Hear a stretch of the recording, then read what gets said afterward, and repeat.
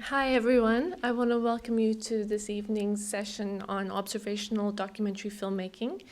We're very lucky. We have three very experienced observational documentary filmmakers who are going to each speak for a little while about their own experiences and practices, and then we're going to hear from some other filmmakers who will pitch their projects to them. So welcome and thank you for being here.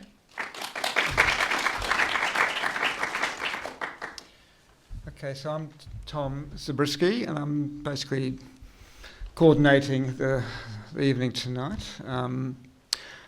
Bob Connolly to my right, Pat Fiske. And we've got, each of us is giving a small little talk about the way we make observational documentary, and showing individual clips. And then we've got four people pitching. They're not pitching for money, but it's pitching ideas for discussion. There are also two other people who are in the room who didn't make it onto the final shortlist, and if there's time, we'll listen to them as well. One's come up from Melbourne, the other's come down from Nambour in Queensland. So there's a lot of interesting ideas, and each person has some rushes. We'll probably look at about 4 minutes worth, and then a discussion around all up about 20 minutes per pitch. I'm going to start off by talking about my approach to observational documentaries. I've made a number over the years, starting, I suppose, with a film. Well, Camira Diary of a Strike, Homelands, Bilal, Molly and Mobarak. I'm going to show you a clip from Molly. But I guess the thing about observational documentary and what makes it so challenging is that essentially you have to, your characters live inside your head. You wake up every morning thinking about what might be happening a few suburbs away, or in Melbourne or Adelaide or wherever. And it's not only do they live inside your head, they actually have a presence to the extent that you almost know what that next move's going to be, or you think you do. You know them so well. And that's, I guess, your aim at the start. And through what could be anything up to 9 months, 2 years of simply observing their lives and putting together the work. By observational documentary, people talk about, okay, we're looking at a documentary with no voiceover, commentary, no music, no reenactments, no intertitles, not even interviews. Yes, that is an observational documentary, but I think these days there are a lot of hybrids. There's no one way of making an observational documentary, really. But I think there's some essential elements of an obdoc, and to me, it's really getting really close to, I guess, getting into a personal world, capturing the moment, but being with people, building relationships to the point that you're actually there when really important things happen to those people's lives. So you're always thinking ahead. You're always following action. You're recording what's unfolding in front of the camera. You're not intervening, but sometimes you do. Sometimes you pop a question, and there could be other interventions. And essentially, what you want to do is you want to capture moments that reveal all, that sum up the situation, that sum up the character, that sum up the whole story. They're rare, but if you capture those, you've really got the film.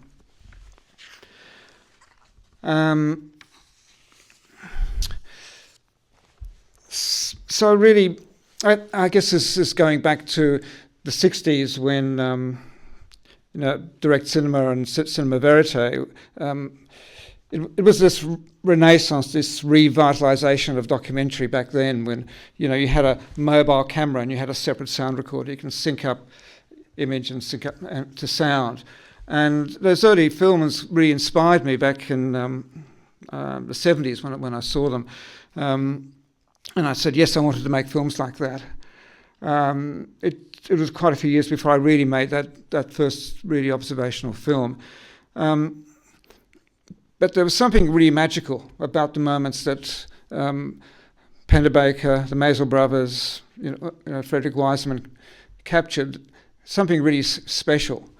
And it's really interesting how, as the form developed, more and more narrative crept in, except for perhaps some people like Wiseman.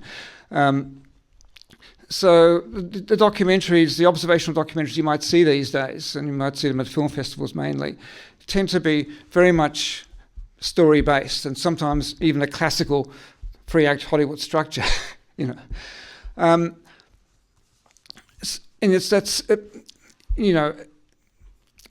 the editor in that situation becomes really important. When you're filming, you're always looking for that drama as well. But the editor comes in quite early in the process, or at least that's the way I operate. So the editor is with you possibly after the first few scenes have been shot. The editor is actually your main collaborator, so you begin to structure the work together. And this could take 9 months, could take 2 years. On the current project I'm doing, it's taken closer to 3. So when you're there, when you form those relationships with people, you essentially start filming, and the camera's there by your side or within easy reach. And so it's a question of when to shoot, and you don't shoot necessarily all the time.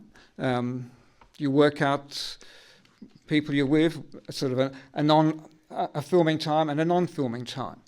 And that's really important too. When I started filming with Lynn and Molly, who were living together, a mother and daughter, and then Mobarak came into the equation, and that's what this film Molly and Mobarak's all about. After about 3 months of filming, when I really got to know them all, Lynn and Molly said, well, look, why don't you move into our place? Down the road, you're having a horrible time, And I was staying in the back of a shed somewhere with some other people I'd met in this little country town. And this was a great opportunity. I thought, well, great. I will move in, but I've got to be careful too that I don't that I maintain the friendship. And it becomes a very complex relationship because you're filmmaking, you're also, having a break and having a glass of wine, or you're making dinner for the family. So, and I don't want to talk too long because I want to show a clip and get on to others. So really, I reckon the essential thing about OzDox is second-guessing the future, thinking about how the structure of the story is going to evolve all the time, but also be prepared to change direction at any time. Throw away the script. If you're starting with a treatment that you present to a funding body, it has no worth once you're engaged in that situation with people. Things change and evolve, and ideally you want to work up to the point where they call you up and say, look, something's happening at home, can you come down? I was in Sydney.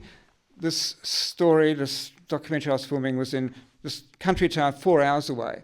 And the relationship I forged with Lynn and Molly was such that they would let me know when things were going on, and I would come down. And sometimes I would say, hold off, don't do it tomorrow, can you do it on the weekend? Okay, so the scene I'm going to show you now is a scene that it's around about halfway through the film, and it's a scene where Molly is preparing to go away for a 5-week holiday to Europe. At that point, Lynn has told Mobarak that the relationship between her daughter and Mobarak is not on. This was an earlier scene, which I was lucky to shoot. I could only shoot because I was actually there. I crept into the kitchen and shot them conversing, Lynn and Mobarak. Mobarak is a young Afghan refugee. He's a Hazara. He's in his early 20s. I met him the first week I was there in Young. I heard about 100 Afghans working at the local abattoir. It was a small, close-knit community, and I wanted to find out whether they'd be accepted or not and see what would happen over time. And very quickly, I realised that, I got to know Molly and Lynn, and Lynn told me one day, this is the second time I'd met her, look, my daughter's taking Mobarak out for driving lessons. And I thought, right, perfect opportunity. I'll get in the back of the car. And I actually had the audacity to ask Molly, do you mind, and Mobarak, do you mind if I jump in the back of the car with you? And they said, fine. And that's very close to the opening scene of the film. And at that point, I realised that Mobarak wanted a relationship more than Molly was prepared to give, and that probably it wouldn't end up very well. That eventually there would be a crisis point, and they'd split up, or something would happen. I think if you know that instinctively when you start a project like this, you know you've got a film, and it's worth working towards that end, even though you don't want the relationship necessarily to end, but you know it probably will. So you've just got to stay in there. And 4 months down the track, as you see, it got very close to ending. But in fact, it did restart for a while after that. But I'll show you this scene. It's the week, basically the nights or 2 nights before Molly was going to go away. And I decided to come down to Young and stay with the family in the house for the week leading up to her departure, because I knew a lot of what would happen, and it did. It's about almost a third of the film is that 1 week. So, Alan, could you... and the first person you see, by the way, is Molly's brother. He's a very small character in the film, but he's there. There's a big bonfire, and he's at the bonfire just burning rubbish. And then you'll see him in a few shots just a little bit further down the track. So... You come my day, but after that, like, get up. Oh, nothing here, Molly. Molly comes to your dream. After a while, she came last night, every night. Because you love her. Yes. What about in me? I come in a dream? Sometimes. Not Just all time? Not all the time. She's 9. Target cannot be decreased their prices for so long. The layout is broken.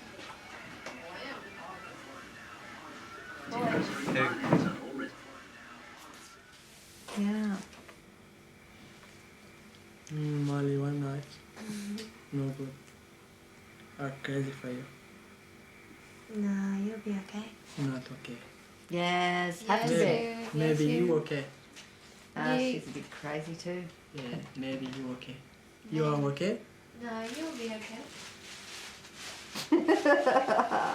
Maybe you were a long time not seeing me, maybe you're too happy. Oh, Mobarak, that was bad. It's not good. That was not good. Who said that? No, that. When talk with you again. No more? I'm not quite sure. I'll give you a call. I'll ring you before I go.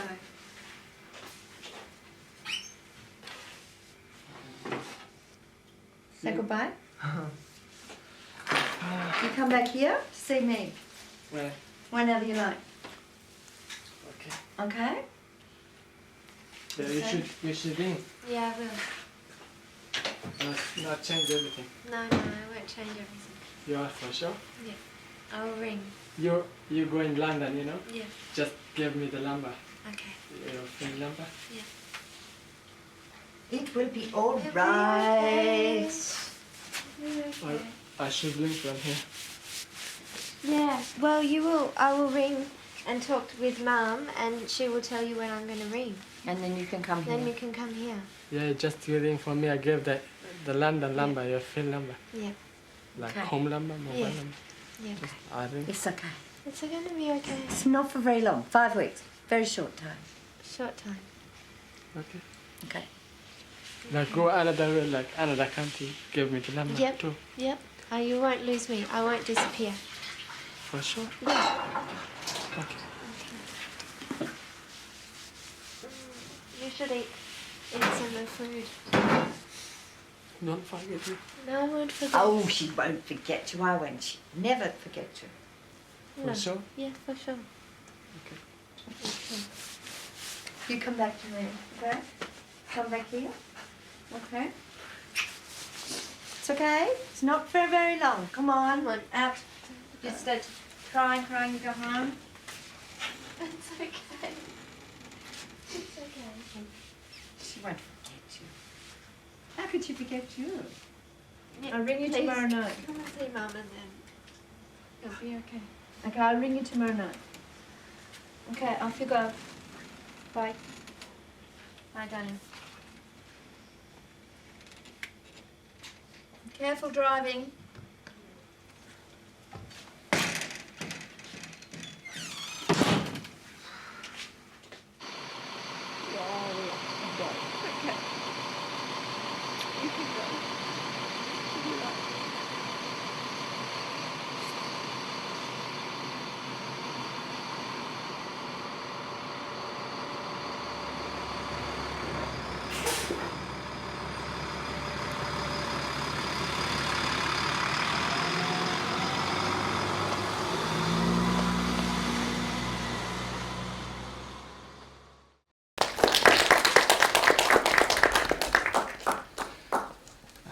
After Lynn went like this, we went to the lounge room and I still had the camera by my side and I said, Lynn, what do you reckon?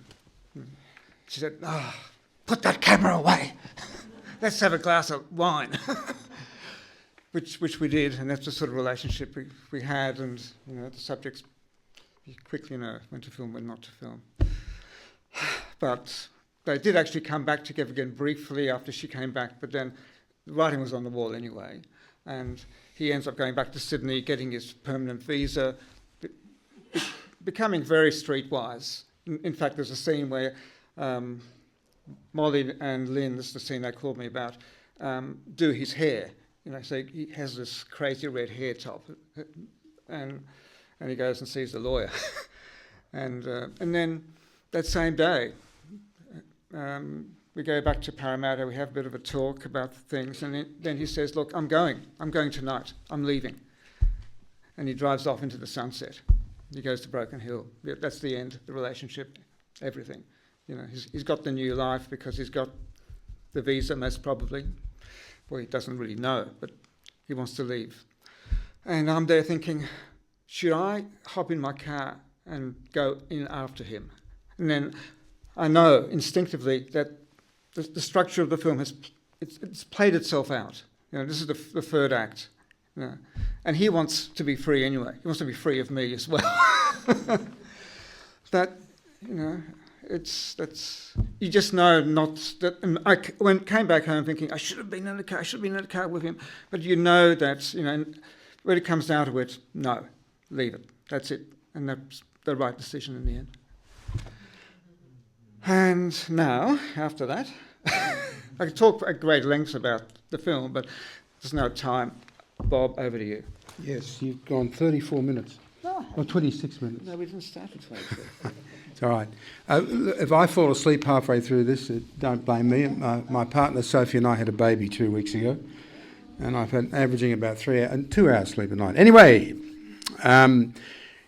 Grierson's definition of documentary is, as you know, the creative treatment of actuality. It's not my favourite. My favourite is Helen Garner's definition. She was reviewing a film and she said about one scene, it was an observational narrative film, a writer would give her right arm to have made it up, but it springs from a realm of reality beyond the power of ordinary invention. Now that's an extremely elegant way of saying that truth can be stranger than fiction. Not only stranger, but in many ways more dramatic. I make no secret of the fact that my favourite genre of documentary is the observational narrative, because I think it comes closest of all the genres to doing what cinema should do. which is to keep people spellbound in darkness, to make them laugh and make them cry. I'm going to screen you a sequence which actually Martha and Sarah chose because she apparently likes it. I think it just says everything. Okay. About where you should be in the room, what your focus should be, about waiting, everything. Okay. Well, this is a sequence from the pivotal dramatic point in a film that Robin Anderson and I made, shot in 1999 and 2000, called Facing the Music. Very briefly, it's about a year in the life of Professor Anne Boyd, who is the chair of the music department at Sydney University. She's a composer. She's an emotionally fragile woman who cares enormously for her students, for her art, and for her profession. But she was caught in the middle of a crushing era of economic rationalism, and the university was cutting her budget because music's not a very sexy department. It doesn't bring in the big end of town and big donations and so on. And so she found herself basically progressively cutting her budget. Very briefly, she starts off as a very conservative person. She's mixed up in a strike with the University Lecturers Association. They're very angry about what's happening, but she regards her calling as being all important, and she finds strikes very vulgar. Gradually over the year, as her precious department starts to get whittled away, she radicalises. And when someone like that radicalises, being a creative artist, she goes right over the top and she leads demonstrations, decries the Vice-Chancellor, and gets a rap over the knuckles by the head of the university, which of course, because she's emotionally fragile, is a shattering thing for her to happen. As a result of that, she basically comes to a life decision, which is, I want to basically, all the while that this has been happening, I've been ignoring my art, which is writing music. And so she basically makes this decision to turn back to what she should really be doing as her life force. Now, I think that's a wonderfully novelistic narrative arc in terms of real life. I mean, that's what happened. That's what we filmed. How did we capture it? We'll show you now this sequence. It's a little longer than it perhaps ought to be, but it will give you an arc of the crisis moment in her year, and then we can talk about what went into capturing those sequences.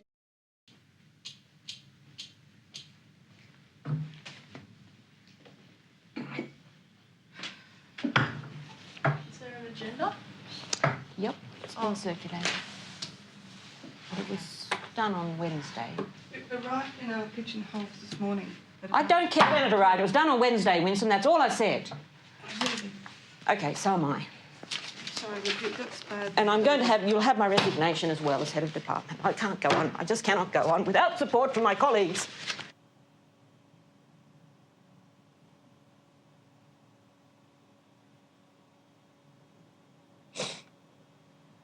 No. I'm the one that does all the apologising around here. I'm not going to do it anymore. Just this time that I need a bit of understanding and support from my colleagues as well. There needs to be some sense of respect and even sympathy for the job of being head of a department in a time like this.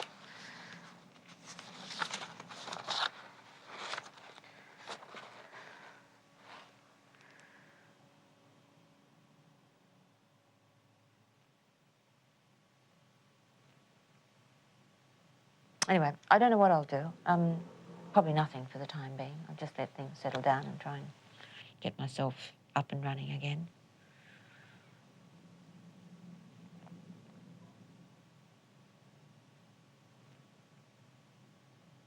Do know that I've got to start writing some music. If I don't write some music, I'll bust. Okay, so now what are we trying to write here? What is it? A Kyrie. I didn't put the words in. I was so disgusted with it. I decided to use the Panjalingua, having listened to Josquin's. See, look, Panjalingua Mass. Yeah, I hate octaves, Karen. Why I wish people wouldn't use octave. Only occasionally are octaves justified, and only when they're a colour.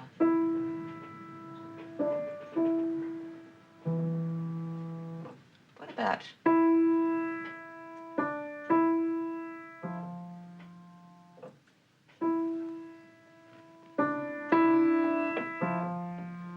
Instead of... As soon as you do that, you resolved it.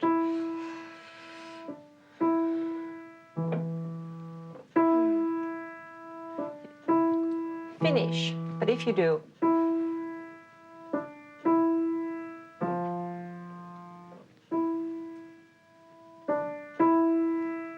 then that note has to do something. And then you actually then start on a discord. Instead of...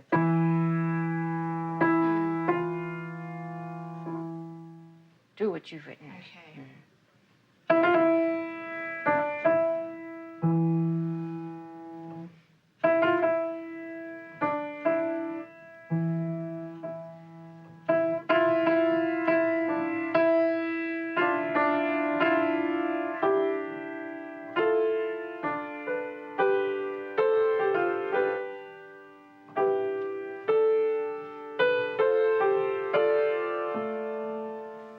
Palestrina's written music like this.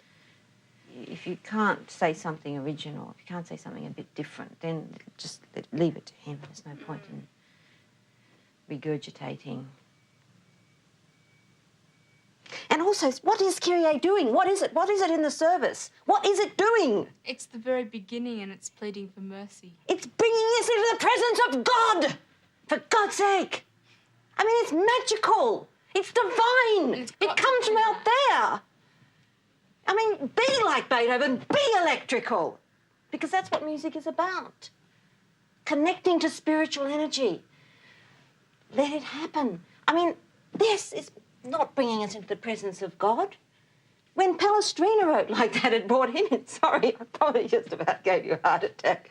But seriously, you've got to get into this from that kind of energy, that sort of spiritual energy. It's a magical opening to a magical ritual. I mean, bringing us into the presence of God. Sorry. Well, that's what you should be doing. So, clean slate, start again, and let the magic happen. And if it doesn't, then don't be a composer. Go away, do something else. There are so many people walking around this earth trying to be composers and they can't bloody write music. They shouldn't be doing it. Don't be one of them. You've got a lot of talent. You can do it.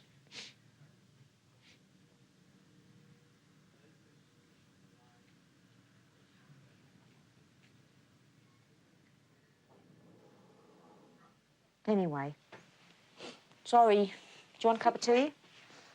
Yeah. What do you want? Green tea or normal tea? Just black, please. Black, ordinary English tea? Ordinary English, yeah. No Okay. milk, no sugar. Okay.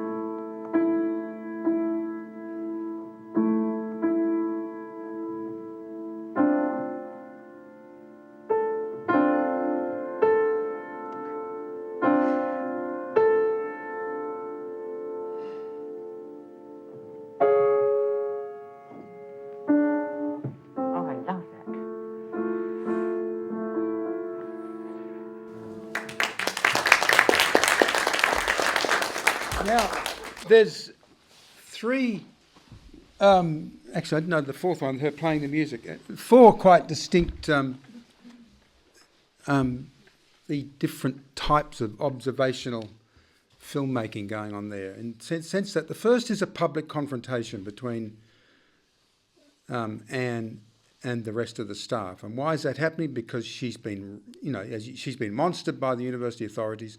She's at a, emotional end of her tether, and the slightest thing's going to set her off. And that's what, in fact, happens. She storms out.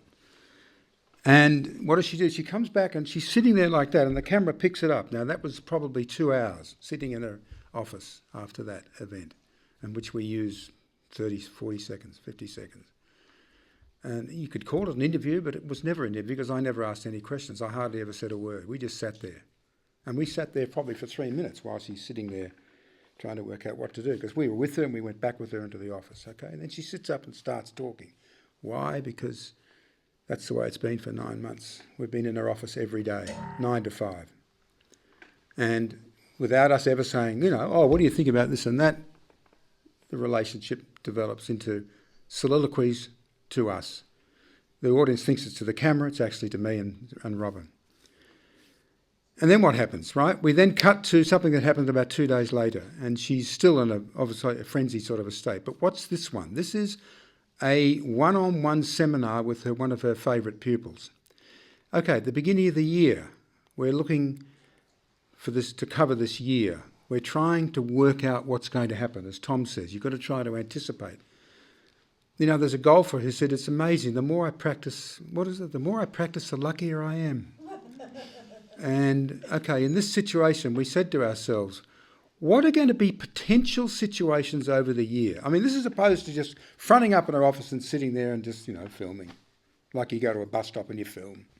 No. You've got to think in observational. Harder than in almost any other genre of documentary. You say to yourself, what are potential situations where things might happen? She has 6 PhD or master's students in composition that she gives one-on-one seminars to, one every 3 weeks, one every 2 weeks or something. We went to all of those at the early part of the year, and we chose 3 of the students. We went to every single one of those seminars and we filmed them, basically. It's like in Rats in the Ranks. We went to every one of 11 caucus meetings. We filmed one. It came good. Okay, so in this one, what happens just after her emotional breakdown, because that's what it was, she blows up. Why does she blow up? Because of sheer frustration. The inbuilt dramatic logic is completely there. This is drama out of real life, right?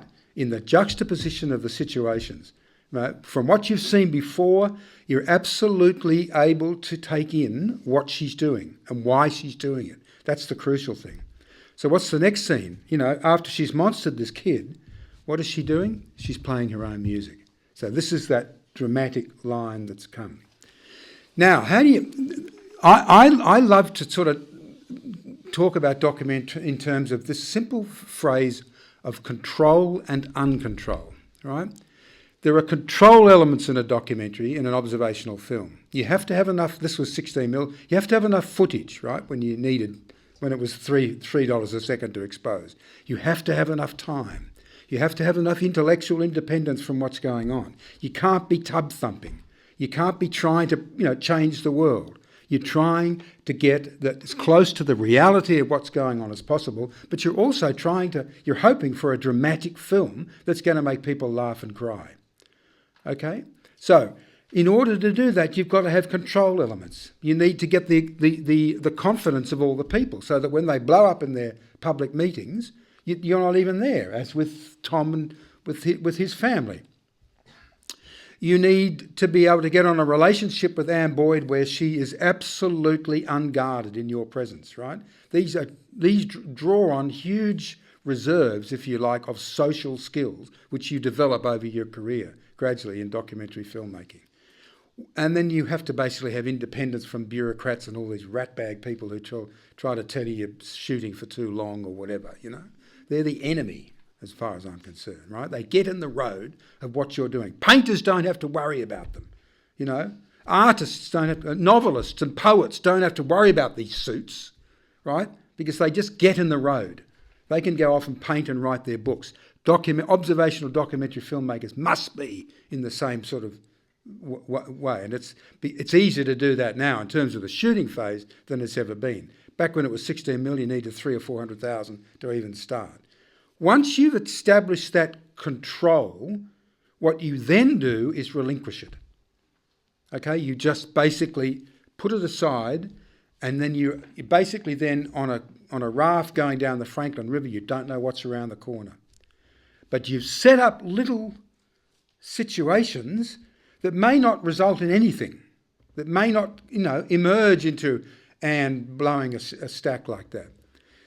It may not emerge in Rats in the Ranks where, we covered those 11 caucus meetings and nothing might happen. On the other hand, it might. The more you practice, the luckier you are. The more you think about what it is that you're doing. As Tom says, analyse the process that's going on.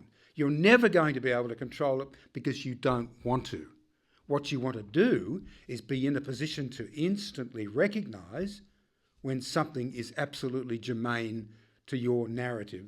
And it's really like a seam of gold that you're following, all the way down. And just, you have to, first of all, be able to recognise that the seam's there and find it, and then you've got to be able to mine it. Thank you very much.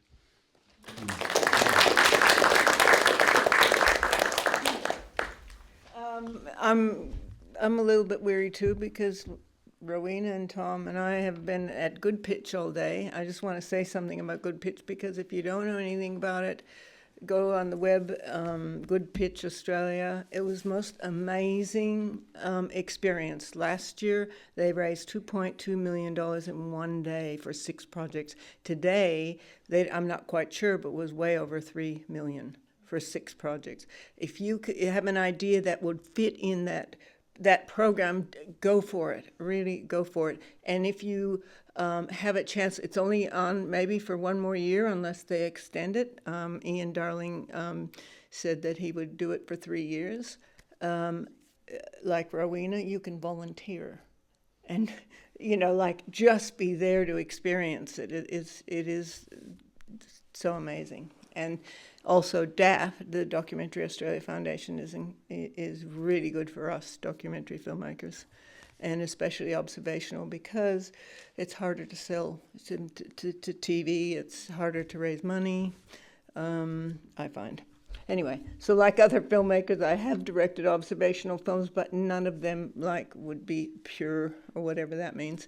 I use, they're all hybrids. I follow the action, events, whatever, but I ask questions on the run. I sometimes do interviews. I use narration when needed, although I don't like to, but sometimes I find that I do need it.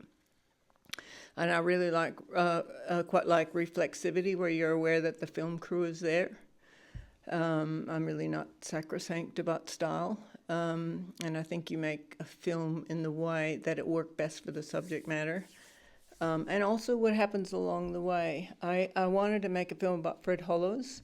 I sold it to ABC TV as an observational film. I wanted to go with him to Eritrea, to Nepal, to Outback Burke, where he was working, and I've known him since the early 70s, and he's a person that just talks. He just talks to he would talk while he's operating. He's amazing. So you would learn a lot about him, and I had wanted to make a film about him for a long time.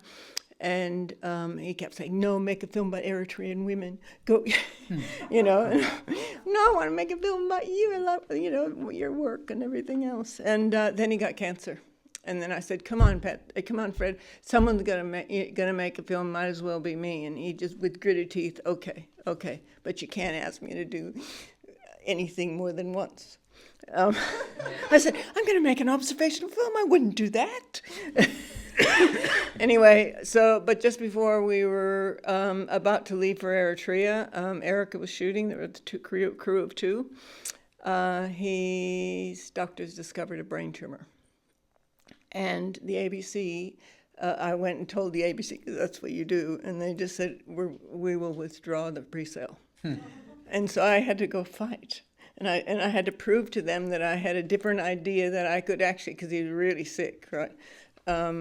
So I said, okay, I decided I would do I'd do an hour interview every few days because he was so exhausted. He couldn't, just so I had it, and I was afraid he was going to die. Anyway, he didn't die, of course, at that stage. And he ended up going to Eritrea. We all did. But it was like 2 months later. He was still quite sick, and he wouldn't have been able to do what I knew that he'd do. So, but I had those interviews, so I filmed observational footage and made the film, which is not observational, it's hybrid.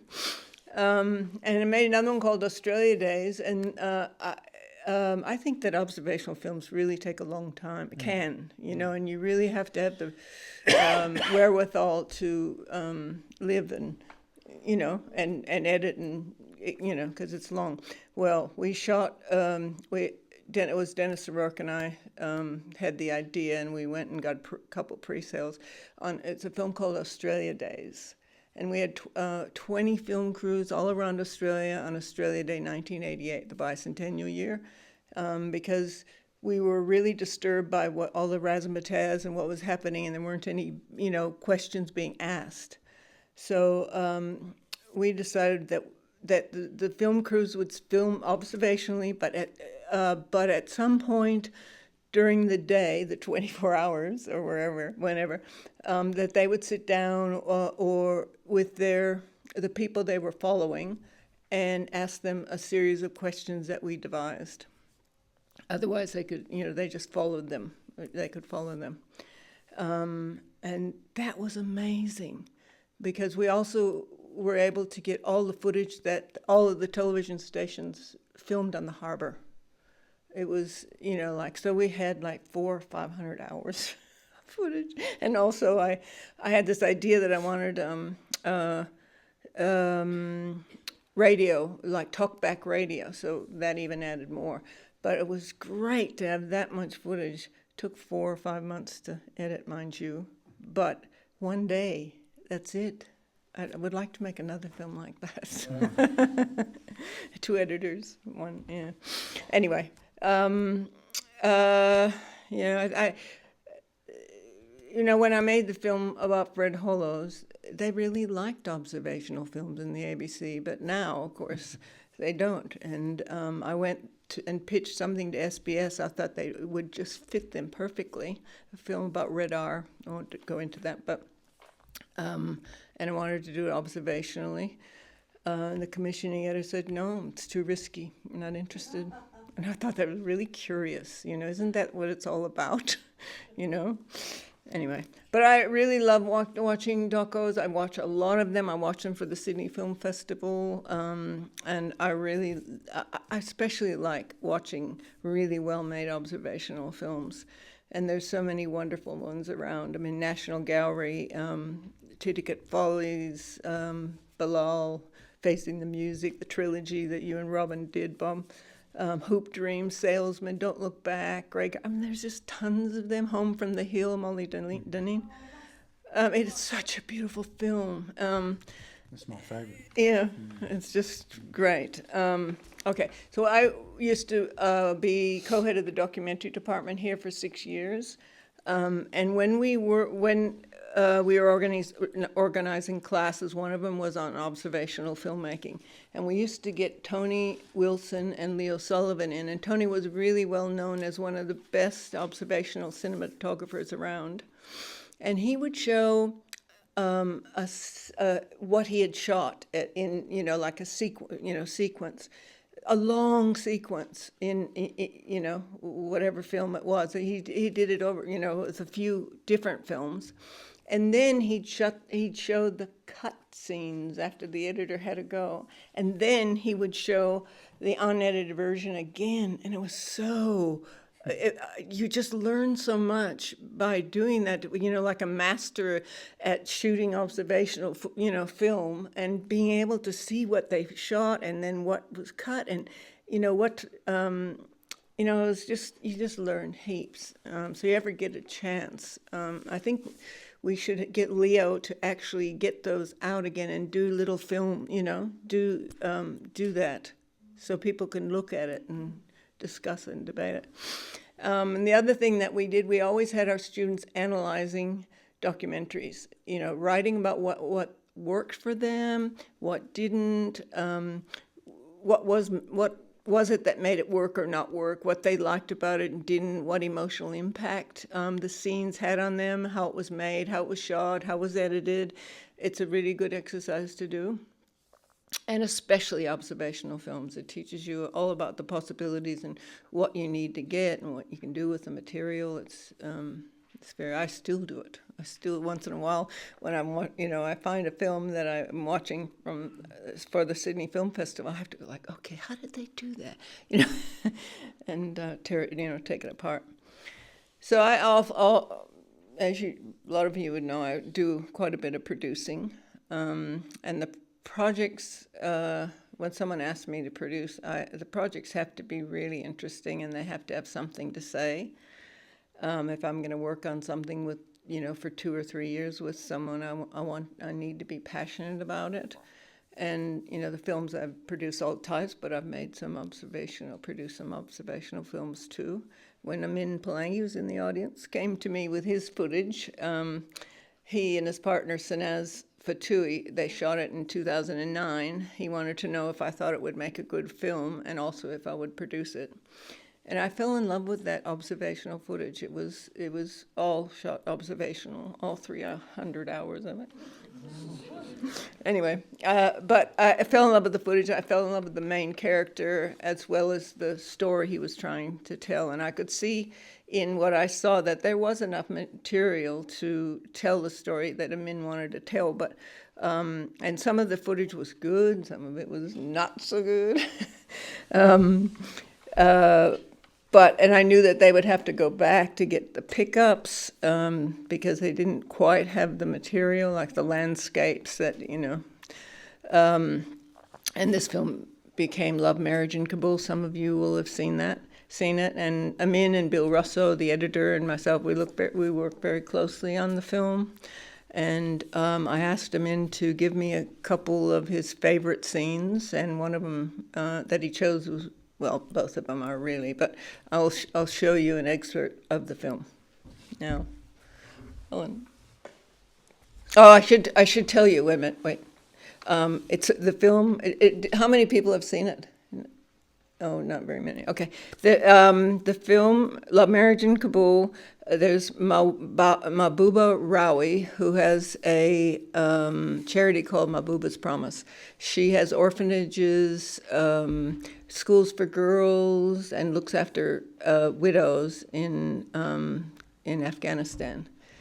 And when she first saved 8 orphans, and one of them is still involved in the orphanage, and he falls in love with the girl next door. The girl's father puts she's 15, 16, and he puts it out for the highest bidder, and Abdul, the man that's in love with her, is just crushed. And Mahbooba goes maybe once or twice a year to Kabul for her 25 projects she has now. And that was one of the projects she went to Kabul to deal with. And this, and in order for, in the negotiation process that she had to do with the father, one of the things was she either had to pay $20,000 or find a wife for his son, because he was going to use that money to organize a wife for his son. And his own wife had died, and Fatima was the woman that Abdul fell in love with, his daughter, looked after his younger children. So what you're going to see is the second proposal. So Mahbooba goes and tries to find women that will marry the son who she's never met. So anyway, I'll show it now.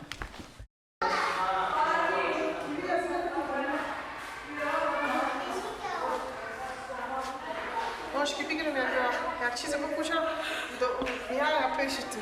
من کارم من باش که موجی سب چی میگن یا گفتن بریم که باش موجی سب چی میگن کار بیا یا نبیا از خود حالا تو بار بازی میتی هر روز یک دختر میاری؟ نه یا برای کار آوردی یا آوردی که نه برای کار آوردم میش باز خط مادرش دین روز حاجی صاحب خودش گپ زد خب حاجی صاحب گپ زد شماره تلفنش گرفت باز گفت امروز من گفتم باش خاطر باز حاجی صاحب گفت خواهر گفت دلم هست من کس شاورم قبل کوچی بگم حاجی صاحب گفت من خودم کس شاورم گفتم باشی من وقت ندارم که هر سواستی تو نرو ببری خب؟ نه غلط نگویی نه این دختر شوی میکنه نه قاتل ازی خب برو شوی تو ازی که کار کنی و 12,000 ماشش هست ازی که بری کار کنی روزگارت خراب زندگیت خراب یک چیز چاره تا میشه دیگه بس تو خودت خسته و زار روزگارت بعد از دختردار ببینم میگم من نمیگیرم اگر هیچ خب چشمای مقبول داری سگ چه خب چهره مقبول داری حالا ما تو مقبول ما و سرناز مقبول جورش میکنیم مقبول سگ حالا ما بی باز چی جورت میکنیم از این بکس یک چیز سامان بخرم که آدم میره ببینه تو را گفت من نمیگیرم دیدی؟ گفت تو چیزی گفت من تو را چی خب نمیگیرم سر از این کبر کرد حالا باش که من خود دیگه چیز ندارم از این کالای خود یک چیز بر تو تیار کنم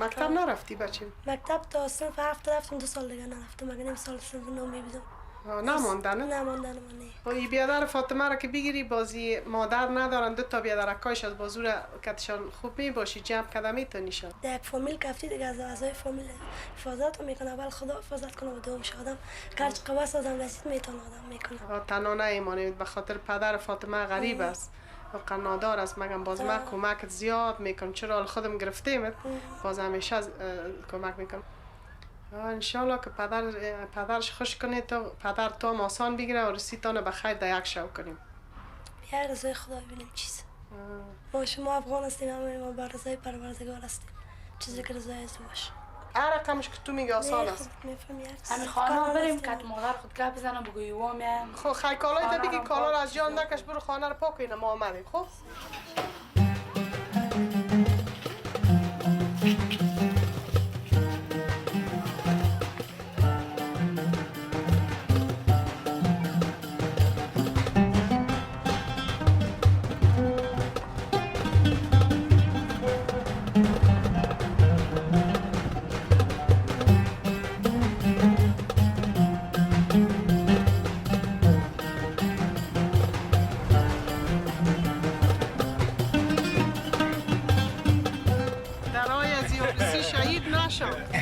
اولادان در میدان نمانند بچگه کم بی مادر نشه یک دفعه عمر ما کم کنه عمر شما زیادتر کنم و خاطر از اینکه یک دختره که میفهمی خوب است بدل و شیرین شد میفهمی چی؟ دختره که من کدش صحبت کردم گفتم بچه ایوا مادر نداره تو تا بیادرکایش جمع میکنیم وقتی که در خانواده گفت میری کلش فرض است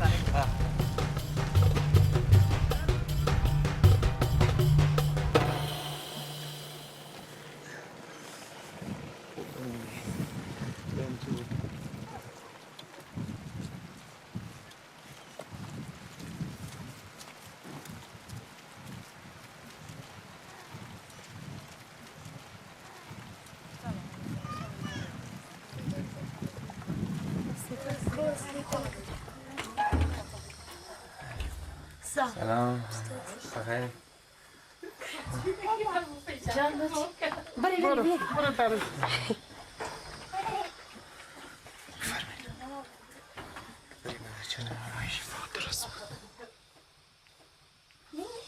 خانه ما خانه غریبی دیگه خیر غریبی چیزی ما خانه هستیم هنوز خیر اصل خانه به خانه هستم برو تیشون نیست برو سایس شامین چه سایس خیر خیر میشین سایس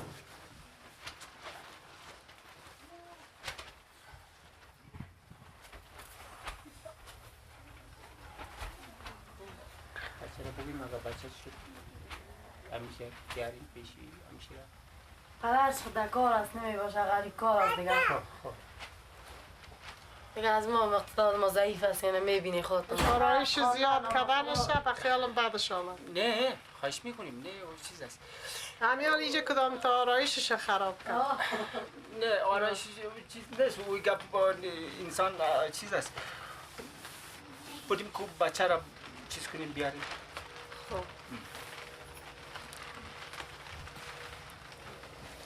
خب سعیس بگه دیگه چیز گپ نمیزنه خوبی چای بیارم گلاس چای بخوری بیادر خیلی باز چیز میکنیم اوجی خیلی گلاس چای بخور حالا خانه ما در میدان است بچه ها از مکتب میاد پشت دروازه میماند دیواره خیلی گلاس چای بخور باز بره خیلی بچه ها چیز میکنه در میدان میمانه شیر و ساغر در میدان میمانه بیاین بخیر چیز کنیم گرفتی پشتا چشم چاو بیاد او کردم مادرش کرد مادر جوش کرد مادر این دختر بار یک سلام علیکی میکنه بیا یک بوتا بخوش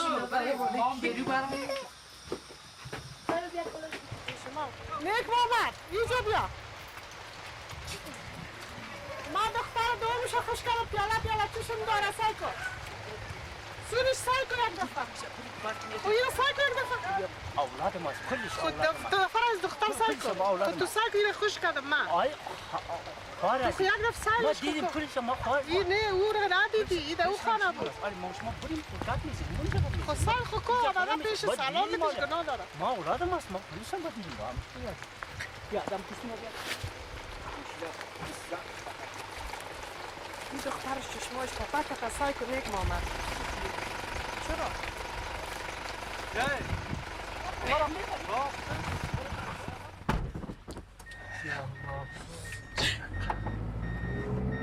نه او گرفته بود روی خود هرچی تپانه کرده بود آرایش زیاد دختر خوب نمیشه دن موندی این تو رای اگه مکمل نداری نه تا سیده ای سوبری از این رای دیگه من زمین جو پیش نمیره باش چی میشه ناخ پیش آمدی جمیل بذار پیاده شم زنگین هستم شاید بذار پیاده شم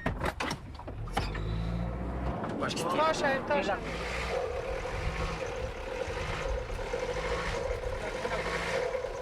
بیا بابیش کنم دیواس میری دو طرف برسه چلی دیواس باش نه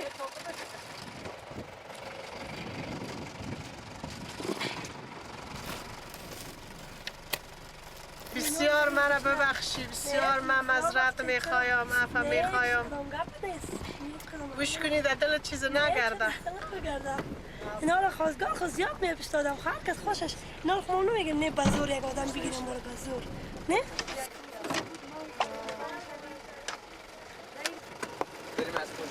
من خواهی آرسی را کده نتانستی آدم رو خمی شد رفت تو باز بیا من که صدیق گپ میزنم که اگر تو اگر یک نفر ما کار دارم که بیای بچه که کار بشوره دستایش چرب کنه پایش چرب کنه ناخونکاشون بگی سرجانشون منظم تمیز چی کو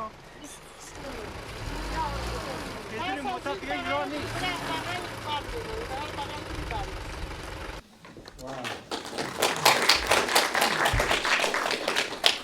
Good stuff. I'll let you analyze that yourself because we do have to move on. And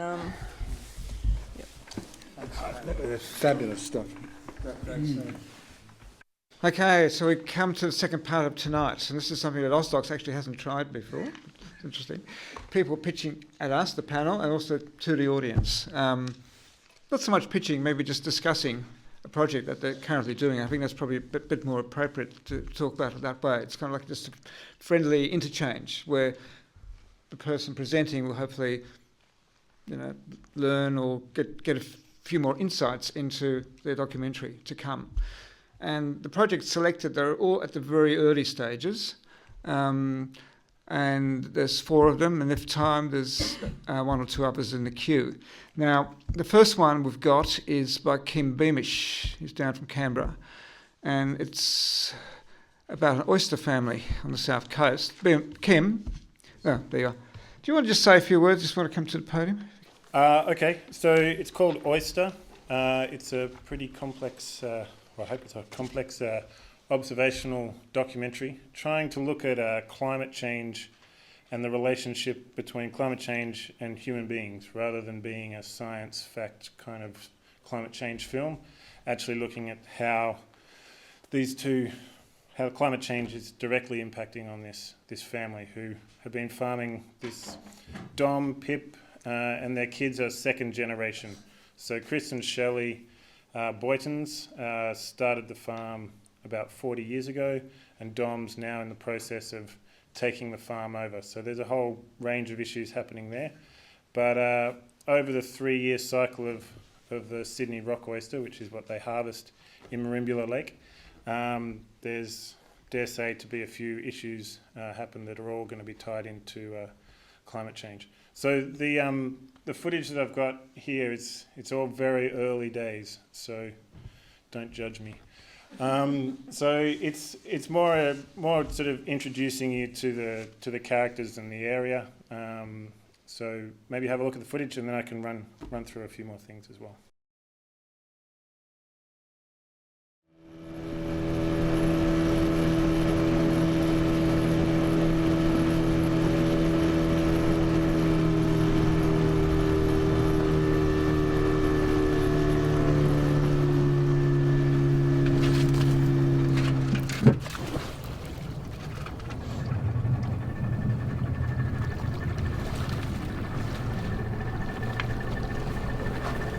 Looking forward to when this lease is full.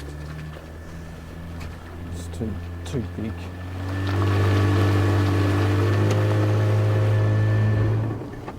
Might be deep there, Brendan. No, not deep. Already hard work rolling the bags now.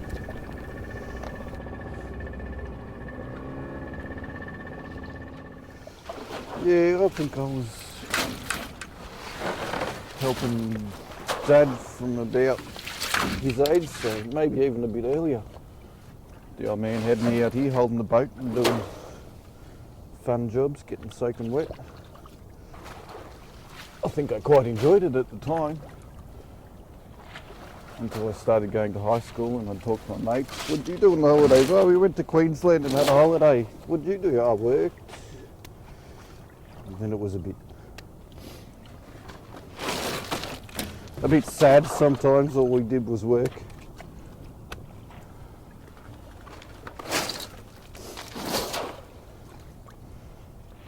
But I guess it's good. So what about ready? We'll just thin it. Okay, we're ready.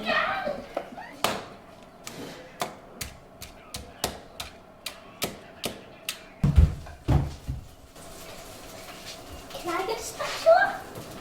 There's only a small one. Flip, look. Have a quick one look. It's ready. 40 seconds. So, see the bubbles finally starting to appear on the outside of it, but they're not around here yet. I have a bit on my spatula. Yeah, it's okay. And flick. Oh, really so hard. It's not. You did an awesome job. Thanks. Okay, Shell, Yeah. phone number for me. A phone number? Yeah. 0364442. Who am I speaking to? To whoever answers the phone. This bloke is Rob. Rob Deed. Hi Alison, it's Pippa Boyton calling from Aquaculture. Hello? Ring wrong number? No, I rang the right number. My phone just went. Can I have your phone for a sec? Yep. Please? My phone's really playing up, right? Oh, do you want me to enter the code? You're funny.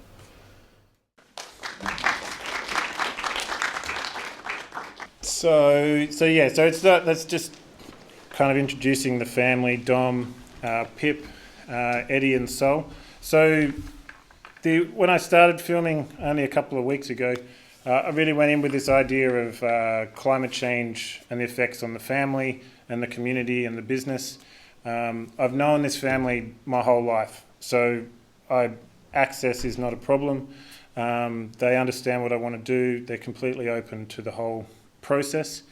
So early on, I could just walk in and everything started to go.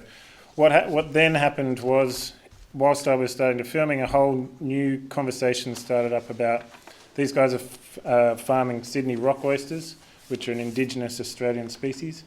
And the Pacific oysters are now going gangbusters everywhere, and they make a lot of money, and they're quicker to grow. So now all the farmers in Merimbula Lake want to bring in Pacific oysters. So now there's this conflict in the lake about growing Pacific oysters, which could harm the Sydney rock oysters.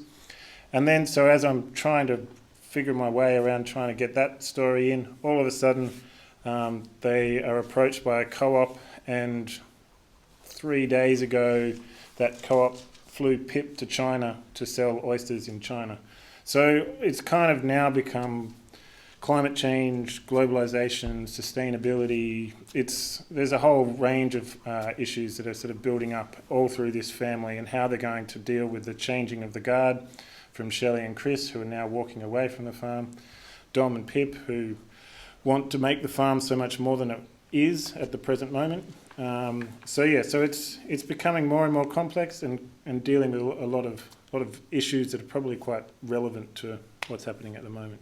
Just one thing, when you say climate change, I mean, are you hoping something's going to happen in that 3-year cycle, are you? Or? Well, actually, and the 3-year cycle applied to the Sydney rock oyster. Sydney rock oyster, not to the Pacific. The Pacific takes 18 months. Yeah. So, and this is where the clash between growing Sydney rock oysters and the Pacific. So in terms of am I hoping that something will happen? Yes, I'm hoping that something will happen. What? Well, so as I said, I've known the family my whole life, and we're always hearing about the Boytons. There was a flood that wiped out the stock. The drought is really doing them in. Chris at one stage went into deep depression. There's disease, sewage spills. There's always something happening. And I've explained to Dom and Pip and to Shelley and Chris that I'm waiting for something to happen, and they always say, "Don't worry, it'll happen." So they're prepared for something to happen, and it's just part of the cycle of growing oysters. But what they've done is they're always adapting to these new things. So, for example, in the last 5 years, the entire cycle and farming process has changed because of the rising temperatures in the lake, so there's all of these little factors that are happening. And the rising temperatures are due to ocean temperatures rising. Ocean temperatures. And the seasons changing, like in terms of when they used to harvest the spawn, or the eggs, or the baby oysters. So they used to do that at the end of August. This year it's probably not going to happen until the middle of October. So there's all these kind of changes. And Dom can remember harvesting the baby oysters, the spat it's called, in August. So there's these changes that I want to be able to show that they've been happening.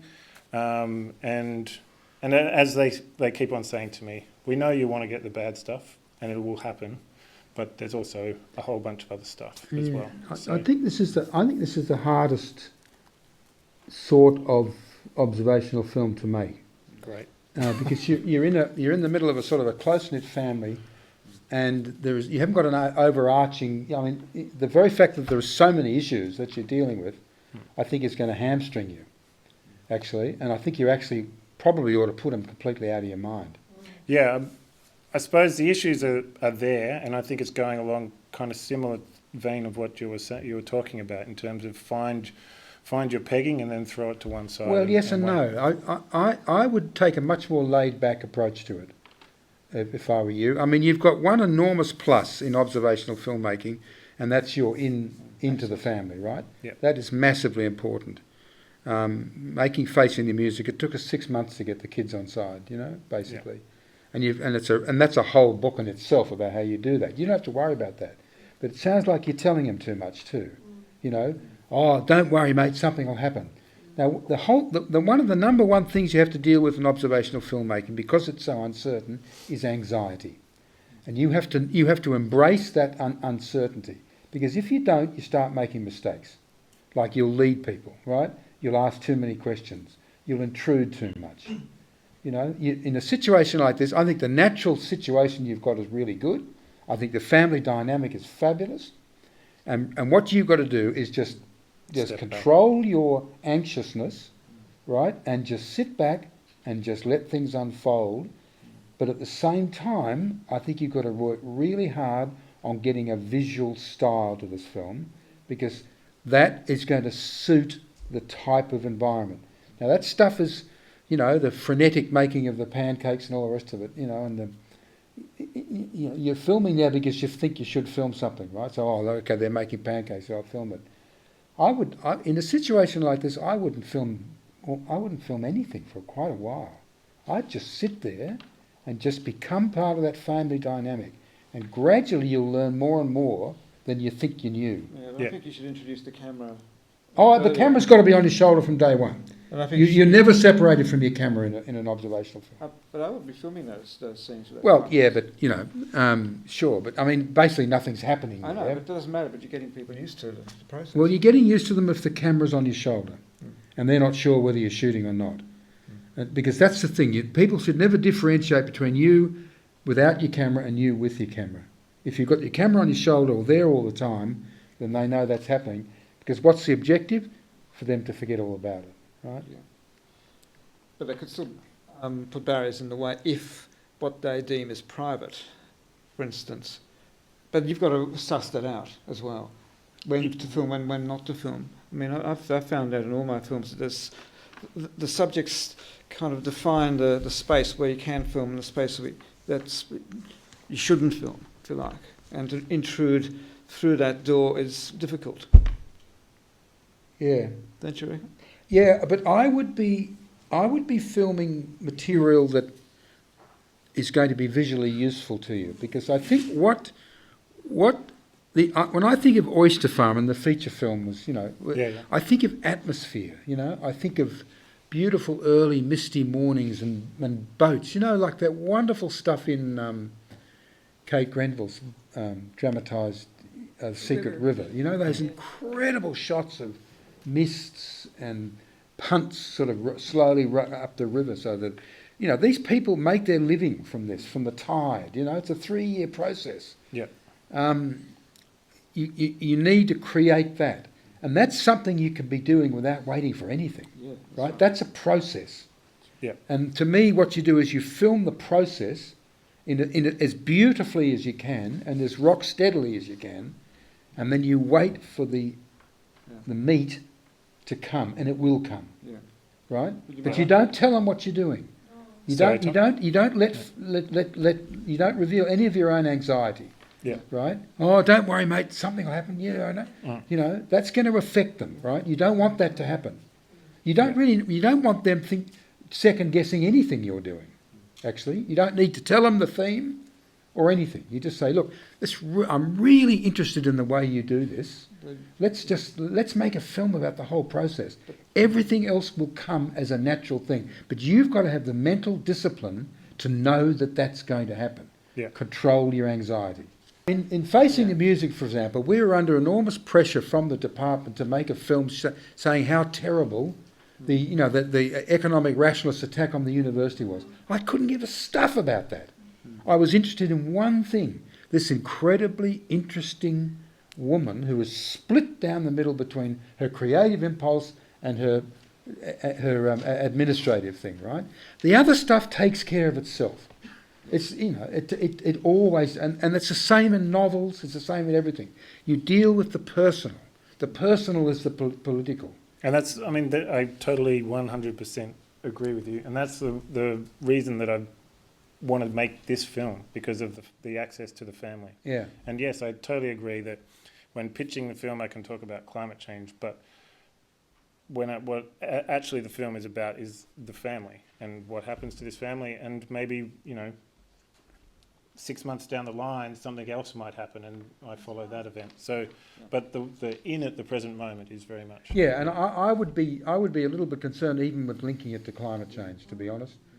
I'd be saying, here's a family who do this thing, and the internal dynamics of the family are really interesting. Yep. You know, you've got the generational succession, you've got the, you know, the stress of the environment stuff that's irrespective of climate change. Yep. But you've got to not put the cart before the horse here. You know, you've got to go for the family. That's your primary thing. And the visual the lake and background of the whole thing. Nature and everything. Well, China's just out of the blue kind of thing that's just kind of happened. So, in terms of, they want Pacifics.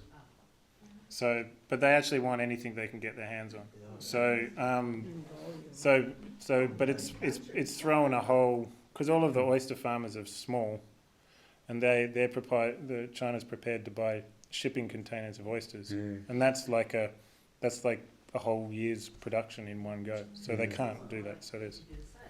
I wish I was in China now. Pip is in China right now. I just ran to the shop, bought a video camera and threw it at her and said, go. But hopefully there's supposed to be more trips. So inshallah I'll go to the next one. Who's there now in China?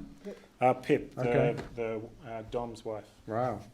The thing in this sort of documentary is, even if they think what they're doing is not particularly significant or relevant, it will be to you, because you're the filmmaker, right? Yeah. So you've got to be, right, you know, you've got to be, not maybe calling him every week, but in that situation we just have to say, look, tell me what's going on. I'm already. Because you have to make that decision, and a lot of things I might tell you, you think, okay, right, next one. Yeah. So, I mean, yeah, every minute you're not there with them is a compromise. Yeah. Which is pretty scary, but that's the way it is. It's kind of, I suppose it's like Molly and Mobarak. It's a 3-hour drive for me from Canberra to Marimbula, and I'm forever on. Dom answers everything in 2 words. Yeah. Yes, no, maybe. Yeah. And Pip talks your arm off. So it's just I have to just sort of work my way into it. And Pip? Pip talks your arm off. Well, there's your voice. Yeah. Yeah, definitely. He should, in fact, make him. Yeah. Make him silent. Yeah, but make him beautifully visual. Yeah. Right. Well, so he counterpoints. He's always in the lake. So that's perfect. Yeah, that's perfect. Don't even bother me to be. I totally agree with Bob about the visual style. So important in this film. Yeah. Okay. I think potentially fantastic. I think we might have to. Yeah. Thank you. Thank you very, very much, Kim. Yeah. Great.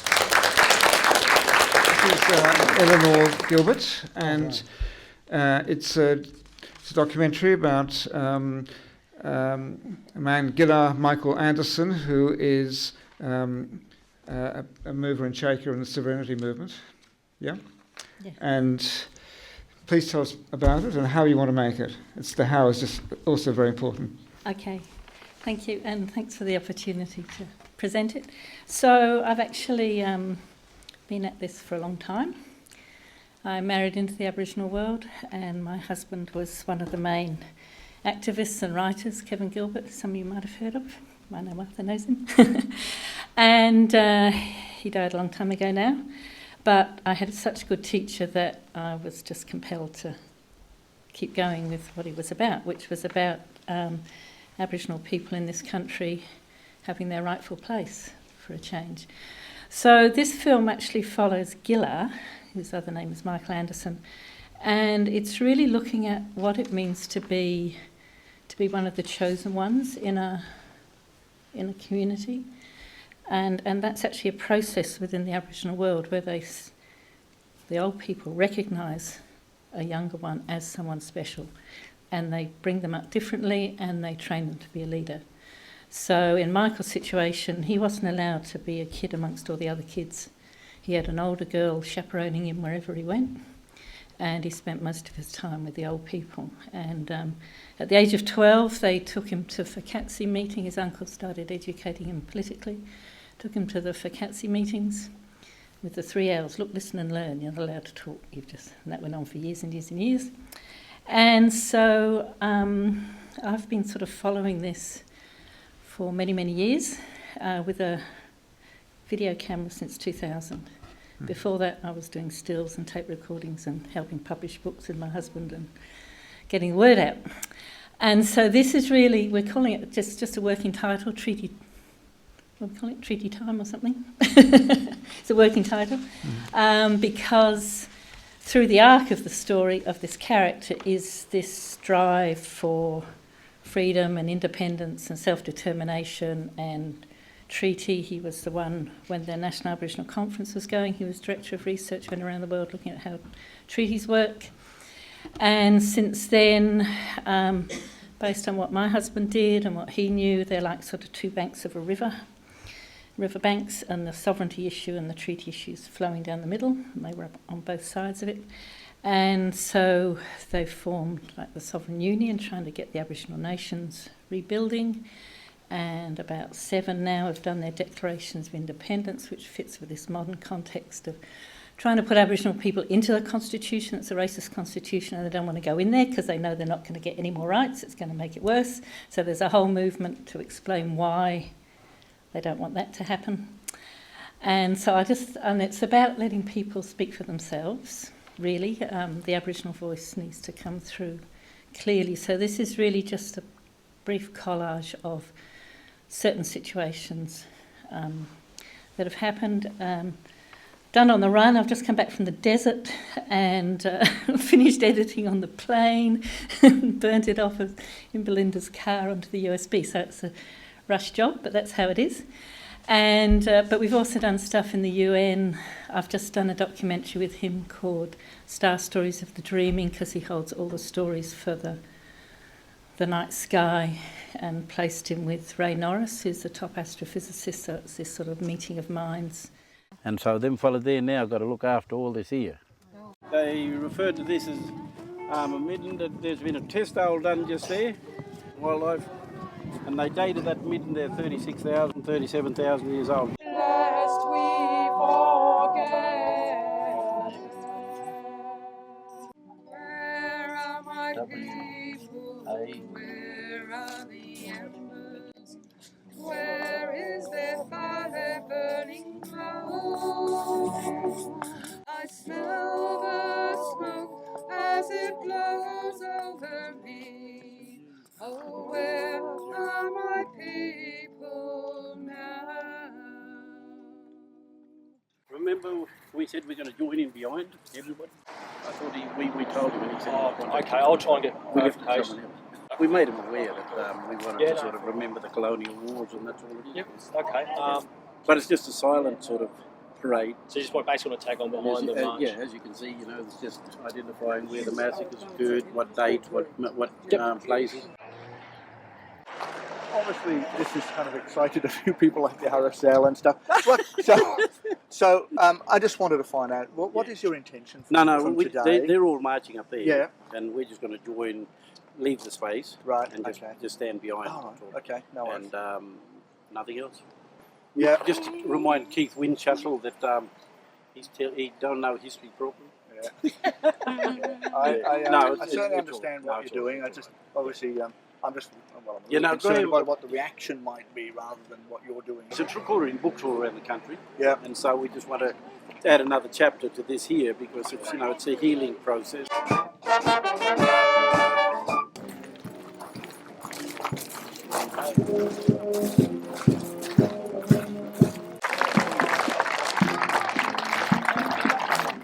Just go out. Pretty downlands above the song in the deserts of Libya. If you don't pay your gas and electricity bills, the new law is that's one, and then there's a one strike rule. So if you're not paying your gas and electricity, we automatically kicked out. So where do people go to live? Be under the bridge there. Churchyards. When you go into a churchyard, you're in the security of the church. At the church in where the hospital is, a lot of Noongar used to go there camping, but now they chuck the Monsignor out, and they sent him out to Mount Lawley. Now all the people are going to Mount Lawley and camping around his church. Read through it, and so that you understand that this treaty is bringing people together. Your Royal Highness Queen Elizabeth II, Buckingham Palace, herewith give notice of the declaration of the Australian nation's pre-existing and continuing free and independent statehood under our ancient laws and customs. That's what it's got. Now just with an envelope stamped from Her Royal Highness. I never seen you, Brett. You have to start again. Are you ready to go? Are you ready?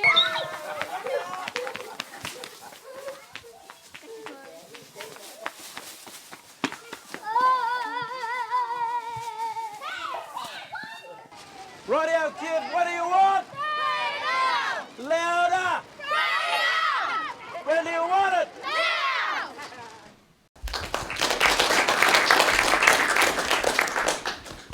I guess I'm interested in what is the narrative. Terrific footage, by the way, and thanks for bringing it, and thanks for coming. You just made it on the plane too. Fantastic, Eleanor. The narrative spine of the film. I mean, it starts. Where does it start, and how long? I mean, how long are you going to keep filming for, and what's? Well, as you know, the story unfolds, and yeah. So, is there an end date? I mean, well, there's always a cut-off at some point. But right now, I've just come back from the Todd Riverbank in Alice, and they had a national meeting there, and that group decided they were going to pursue this Treaties of Unity, put out a really simple one-page proposal, and, you know, it's balancing what the government's just trying to crush and crush. So the more they crush, a lot of casualties, but there's this enormous strength that comes through. So the arc is really this struggle, just following it, not totally chronologically, but just watching how it is developing over time. And plus, because my husband he had such an amazing voice and an amazing talent, some of his work, he was like a generation ahead. He had the vision of that Aboriginal sovereignty, the sovereignty issue was the Achilles heel of the Australian government. They don't have a legal title here. We have to get that whole story over. Michael and I, he phoned me up one day and he said, Ellie, we've got to go to London. And I go, who says? And he said, I've just been down the river and it's the old people. And I said, well, I can't argue with that. So we had to go to London to get the original version of this Pacific Islanders Protection Act, where Queen Victoria stated for the Australian colonies they were not claiming sovereignty. And it was floating around the internet, and obviously the guidance was put it beyond doubt. So we got into the archives in Whitehall through Jeremy Corbyn, who's just started leading the Labour Party in Britain. And not only was what was floating around the internet not quite correct, but it talked about the monarch, but in the original document it's the monarch, heirs and successors. So on a continuation, the Crown has never claimed sovereignty in this country. So there's a big legal argument coming through it as well, but it's looking at this personality who, he's almost like a chameleon. He's a farmer, he's a sheep farmer, he's got 5,000 sheep and 600 cattle, and he's got a whole community to deal with, and he set up the knockout. Are we going to be learning about that? Are we yeah, all of that. That's 4 minutes. Yeah, I guess that's what's missing. I mean, we need to know more about. And I've filmed so much. More about the person, really. Yeah. Yeah. Yeah. Yeah. I mean, the subject is, extraordinarily worthy, right? I mean, in other words, it's an absolute political, moral, historical given. That's one thing. The next thing is you've got to make a documentary film, and it's in it, and that is something that's an artifact. It's structured, it has an intent, and a direction. And I think the hardest thing that you probably face, caught up as you are so much in it, and so much in terms of the proselytising that is going to happen, that you can't lose sight of that fact that you're not just collecting a record here. You have to shape a mass of material into a structured artefact, and you've got to think about how to do that. It strikes me that the guy is really interesting, and I want to know more about him, about his background and so on. And also I think that if ever there was a film that needs a focus right down, whether it's the individual or whatever, but he's clearly articulate, he's clearly highly personable, you know, the copper is very polite to him and so on. So he's a reasonable, intelligent guy, but he's driven by an absolutely white-hot sort of notion. He's obviously his whole life and everything about him. All of that's got to come flooding through the film so that the audience really locks onto this guy. And then, and again, it's the same thing. In a way, the issue is secondary. Now, it's not secondary, of course. It's the most important thing. But when you're making the film, you have to make it secondary so that it can be more powerful. That's right. So you've got to concentrate on the individual, and only then will the issue really sort of hit people in the face and become the powerful argument that you want. So it's cart before horse. I kept wanting to get closer. I wanted full frame. I wanted to see him. I didn't, you know what I mean? I didn't feel like I got to know him at all. So yeah. The comments from the audience. Was that footage a collation of? Sorry, I didn't put my hand up. You're scratching your ear. Was that footage a collation of material from over a number of years, or that was just from recent events? The oldest footage there was probably 2011. That didn't come clear to me. To witness that, I think, over a period of time would be quite interesting. Yeah.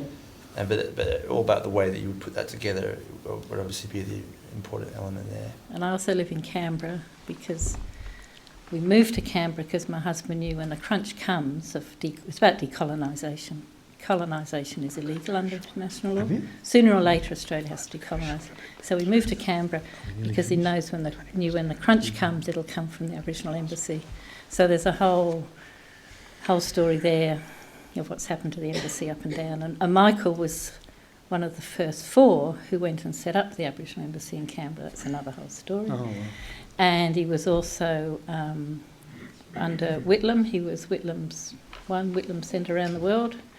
And he's also a trained lawyer. He's been a Crown prosecutor. He has sent Roger Rogerson to jail on that heroin charge. Michael did? Yeah, he's a Crown prosecutor. So that's hugely interesting. It's huge. And then when he finished the case, they had this big bag of heroin on the bench, and they said, "Oh, Michael, just take it down to the archives or somewhere." And he said, "Are you mad? I mean, you don't expect a black fella to take a bag of heroin down the street, you know?" Are you kidding me? We unfortunately are running short. But, I once asked, 30, 40 years ago, asked John Power, the great documentary filmmaker of the 70s, what's your secret? And he says, "Bob, you accumulate an absolute mass of information, a gigantic amount of information, and then you force it through a pinhole." That's right. Well, I have a fire safe full of footage and another one. But if you don't do that, you're going to still be collecting footage in 20 years' time. Yeah. Right? Because what we've seen here is, after 3 years, there should be some shape developing in it. So what we should have been seeing, I think, given that it is 3 and 4 years old that you've been collecting this material, is some form that the material has to be shaped into. Yeah. Does everyone agree with that, or am I just... Yeah. You kind of need a collaborator, an editor to really pull it together. Yeah. But thank you so much. And thank you so Eleanor, much. that's great.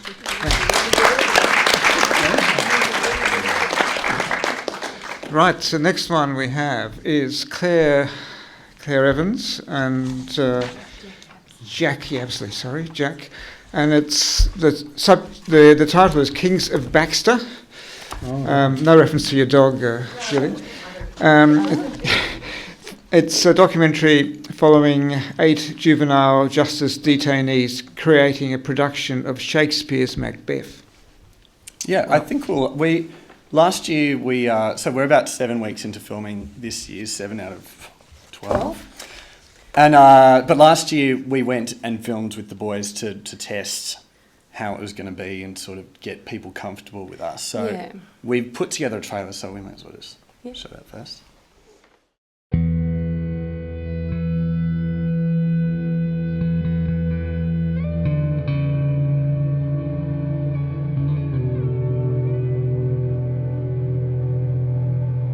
The reason that actors love performing Shakespeare, the reason that we love performing Shakespeare, is because he's not writing plays about people trying to decide whether or not they'll go to the beach or not. It's not like watching an episode of Home and Away, okay? He's writing a play about a guy that's trying to decide whether or not he should go upstairs with a pair of knives and kill the king. it's sort of a big decision, right? So he's asking actors and he's asking people that approach these plays to go to quite emotional extremes. Now, part of the atmosphere we want to create in this room with you guys is to make an environment where you can feel free to go to emotional extremes. And in fact, we're going to be calling on you more and more over the next 5 weeks to investigate your emotional extremes a little bit, okay? And the first way we're going to do it is to play this game.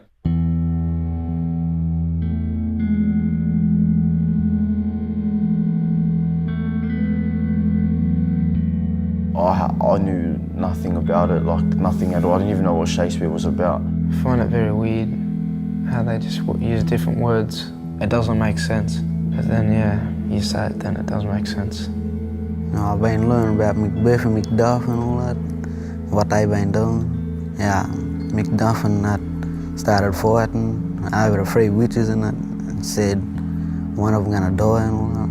It took me pretty much probably 4 or 5 days to actually try and get the right flow with the script. I wasn't expecting, I was just expecting like a love story or something. Shakespeare must have been a weird fella. It's the right time.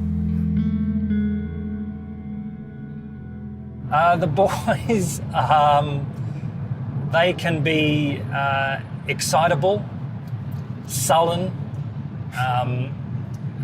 They can test us and push our boundaries. They can be really keen and enthusiastic. Kind of week to week, we don't know what energy is gonna walk in the room. Especially for boys, I think physical stuff is a great way in. Because you do a physical game with them and then you can get them to sort of recognise the intention that they brought to that game and say, remember that feeling, you know, remember what that intention feels like, and we can call on that again. And apply that to a scene. Before they know it, they're in the middle of doing a Shakespeare scene.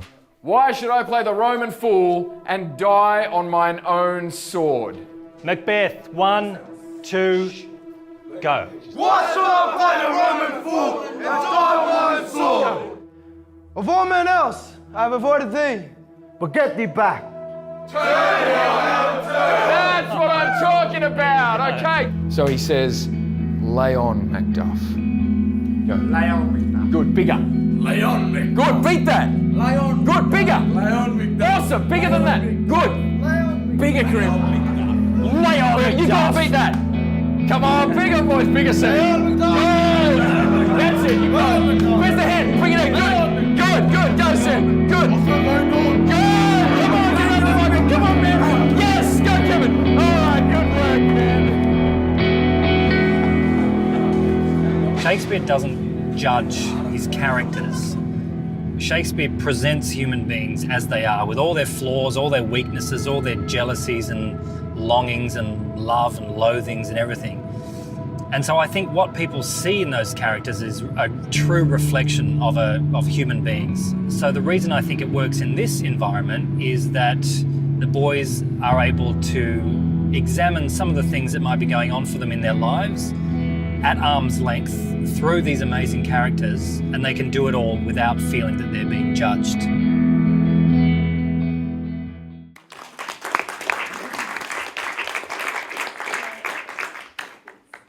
So as I said, we shot that last year, and what that did was allowed us to develop a really great relationship with the Juvenile Justice Centre, which we're now at this year, covering the 12-week period. So last year was a 5-week, quite short, contained workshop, and this year the goal at the end of 12 weeks is to stage an abridged, 40-minute version of Macbeth, performed entirely by the juvenile justice detainees, the boys. So we've got boys ranging from 14 to 21. Yeah. We've got the 2 educators who are our main characters.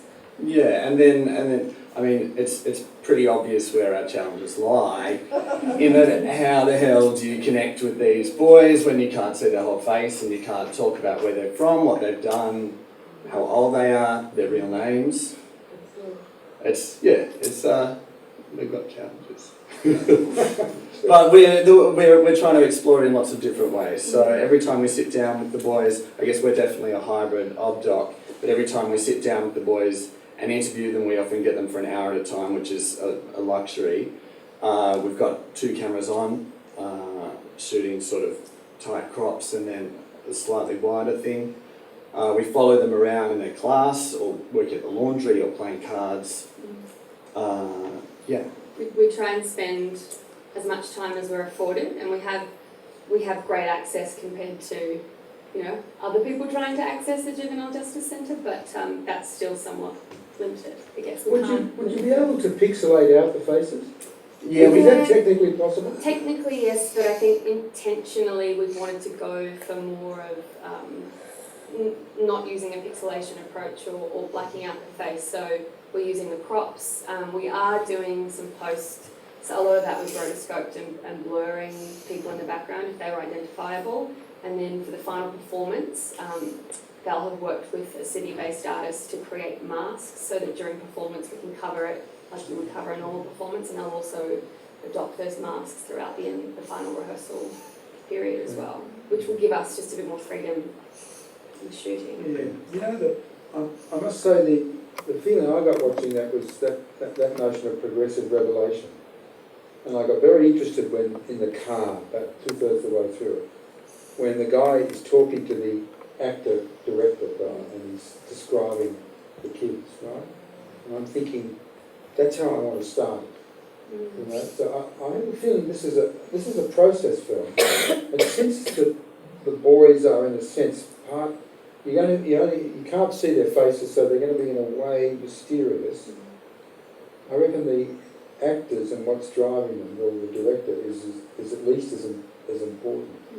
Because I think from that you'll get a reflected insight into what happens to them. So that, you know, I mean, the fact that it's the play's important, but it's not that important. You know what I mean? In other words, this is something where you really want to know what the guy doing it is doing it for, and what his insecurities are, and what the system is telling him about these people, and how they're going to respond, or how the system thinks they'll respond, and what his strategies are for getting them up to this sort of thing, right?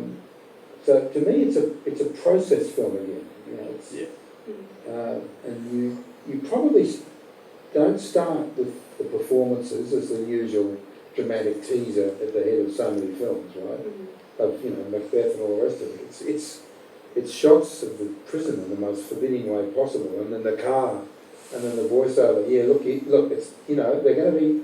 This is no cakewalk what you're taking on here, sort of mate, sort of thing, you know. And so you get that sense that the audience are coming in the same way that he's coming in, and that they're learning at the same time as he's learning what's happening, right? Because there's a temptation here to go too strong with the performance. The performance is probably not going to be very good, right? And it doesn't matter. You know, the analysis has got to, and the guy's journey has got to transcend the performance, which is weak anyway because you can't see it. Yeah? That director is a really good character. Yeah, he is so amazing, and I just wanted, you know, like when in that, you know, where he was in that circle, he was like his energy is just palpable. Yeah, it's incredible. I describe him as a mongrel. He's got all these weird jobs in his spare time, which we've gone and sort of followed him there, and he gets angry and fiery, and and then apologetic for it. Excellent. Great. I reckon he's very much driving the film. Now, could I ask you a question about that? Yeah. Because we've realised that quite recently is that he's probably our lead. I don't want to tell him that because I think he's going to take that on, and so that was interesting as you were talking before, because he's also an actor, and actors want to kind of please and perform. And any time I've given him a little bit of something, he's lost his mojo. So would you agree that he just doesn't know? Absolutely not. Yeah. You never let on, unless they're dragging and asking and forcing you to be honest with them, right? You basically, you know, because what you're wanting is to get as quickly as possible to someone's natural responses to stimuli, you know, to what's happening. Now, if you're telling them stuff like like the chap with the oyster farmer thing, right? You know, clearly if there's something, don't worry, mate, something interesting is going to happen. He's expressed his anxiety to them. That is not a good idea, right? Which I hope is sort of driven home here. And in this case, no. You just follow along and just allow him to take the rein. But don't say, no, you're going to be the star. No. There's a temptation always to say too much. You know, when in doubt, shut up. I guess the fear is, you know, honesty and consent and making sure. There's nothing. I mean, for start, him we not to change. feel taken advantage of. Yeah, but you're not taking advantage of him. You're making a film about him teaching them to play Macbeth. You know, you're not even absolutely certain at the end of it that he might be the star. You know, you don't know that. Yeah. That's your operating guiding principle at the moment, because that's going to shape the way you shape the film. Right? That's going to make suddenly more important that trip to the prison when he's never been there. You know, and the sort of things he wants to find out. So that if we were giving him any subtle sort of hints, it would be, you know, I wonder what these guys really think of these criminals. So, you know, I mean, it's that line, because it's you've got to, the audience, if they're given too much too early, right, and that's a temptation in documentary, right? You're worried that, you know, that make it mysterious and make them travel with him as he peels away these onions, because the payoff when they're finally doing what he wants and his whole face is lit up, it's fantastic. But that should be at the end of the film, not the beginning. Yeah. Tell us about honesty. Yeah. Comments from the audience. What? The question has been raised about honesty. Would you be honest about honesty? I don't follow what you mean. Transparency is probably the word that, you know, I guess my feeling is he thinks we're making a film about the boys. You are. But he's in it. You can just say to him, I mean, there's an easy way around that. You can just say, you know, it's important to film all sides of the process. And, you know, we want that you're a character, they're characters, you know, we need to get to know the people. You know, you don't need to say you're the star or we think you're the star or anything, but you can just say we are filming all parts of the process and yes, you're interesting too, you know. And he knows that you can't film the boys' faces, so you're under restrictions. Perfect. In a film like this, I would actually, if it was at all possible, he would be in some actor's studio, you know, doing a professional performance or something, and some copper would come up and say, or some prison bloke would come up and say, hey, listen, mate, I've got an idea that I'd just like to put to you. You know, it's pretty hairy, but, you know, I mean, that's where I'd be starting if I could. You know, it's obviously too late now, but, you know, because I think it's his journey, right? So in a way, the prisoners are going to be, in a sense, one-dimensional. Because there's a whole group of them, so you're going to be looking at them collectively. Right? They're the cast. He's the director. Okay? He is taking probably a much longer journey and a more deeper and more interesting and emotional journey than they are. Right? I'm not saying they're the raw material for him, but you know, that in the counterpoint of character, the audience will lock on and see them through him. And you must never forget that when you're filming this. I just want to recommend the film. It's a Lebanese film called 12 Angry Men. Yeah. Oh, yes. It's about a play, 12 Angry Men being put on in a men's prison in Lebanon. I just had it's more of a thought bubble, I suppose. So there's Prison Songs, which was at OzDox, and then there's an Italian documentary called Caesar. Yes. It's where they, in a maximum security prison, I can't remember where, somewhere in Italy, they put on to play Caesar.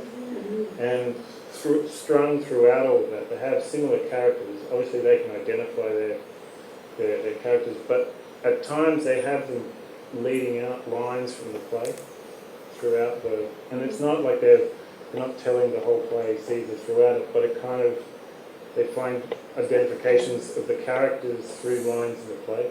So they build it up throughout that. So it's just a thought bubble, I don't have any. I just wanted to make a note on the close-up style over pixelating their face or something. I thought it works, and I think judging by the reaction of the audience, everybody laughed and could relate to the characters.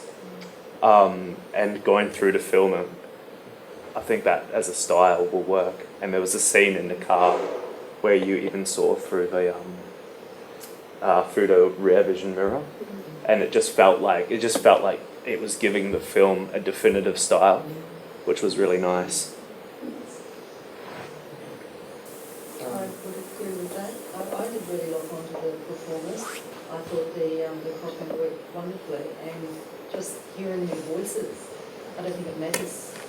I don't think it will matter throughout the whole film that you can't see their faces, and even in the cropping when they're rehearsing, just hearing the change in their voices and hearing them respond in the class is, you see them, you hear them, you know what's happening to them. I think their voices are really strong. It was interesting, the quote about Shakespeare in the voiceover, that Shakespeare doesn't judge his characters, he just presents them as they are with all their faults and failings and so on. I was just thinking that actually spoke to all the documentaries here tonight a bit. A lot of you are going out with an idea, an expectation of where the documentary is going to go, and I'm sure you're not actually attracted by that, but there's this feeling that people want to direct their stories in a certain direction that they may not go. For instance, when the actor was in the circle trying to drive the kids to say that Macduff line bigger and bigger and bigger, were they saying it bigger? And he was trying to build up the, it's just possible that maybe this performance may not be a great success, it might be a failure, but it could still be a dramatic failure, an interesting failure. Yeah, I think it's just what you've been saying as well. You've got to let things go where they go, and it's an exploration. You don't know. Yeah, I agree. Don't invest too much in the outcome of the play. Yeah, and it's some the of process that counts. And some of the best documentaries you've ever seen are things where the filmmakers obviously got way more than they bargained for. Yeah. Something happened they did not plan for. A great Gimme Shelter might be an interesting one where you get the disaster of Altamont after a really pedestrian documentary about Rolling Stones. And there was one about a New York fire department that I forget the name of, but 9/11 happened. They obviously no one expected that. Yeah, that's all. Most process films, if you think about it, they use very little footage of the final performance. Yeah. Very little, Yeah. tiny. Yeah. You know, just to give you the sense of closure. And you've also built up the other bits of the narrative of the play in the bits of rehearsal, so, and everyone knows that. Yeah, I learned the hard way, probably doing 50 docos for the ABC, and then getting into long-term observational filmmaking. Which is why I never set anything up, or I never try to sort of second guess a situation, or I never get disappointed when stuff happens in front of the camera that wasn't what I anticipated, because invariably it is better than anything you can think of, and certainly anything you can set up. But there are rules about how you get it, right? There's no shortcuts. That's all. So, I mean, you're absolutely right. Things will happen. As long as you create the circumstances where that can happen itself.